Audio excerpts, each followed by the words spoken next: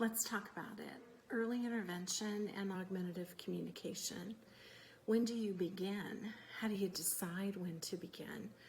What do you do when you start with augmentative communication? Those are really important questions. First of all, augmentative communication is a support for the development of language when verbal language is not coming in as expected. The literature and the research tells us that there's nothing about early intervention with augmentative communication that will stop verbal language from developing. I know that's a double negative, and I kind of like double negatives. Nothing will not.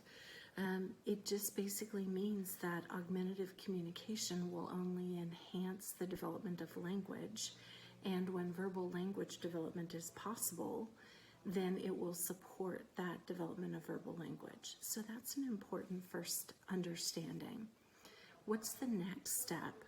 Begin augmenting, begin speaking in symbols so that the developing child, the developing person, has a chance to hear and see language being made visible. In that way, it supports the understanding as the person is hearing and seeing language, the understanding of that symbol system and what it means. So how do we do that? Well, one way is to utilize picture symbols from augmentative communication symbol systems, or low tech, which are picture symbols that don't have voice with them. Another option is to incorporate SymbolIt. SymbolIt provides a way to be able to speak in symbols just with the touch of a button. Come on, let's get ready to go see Grandma.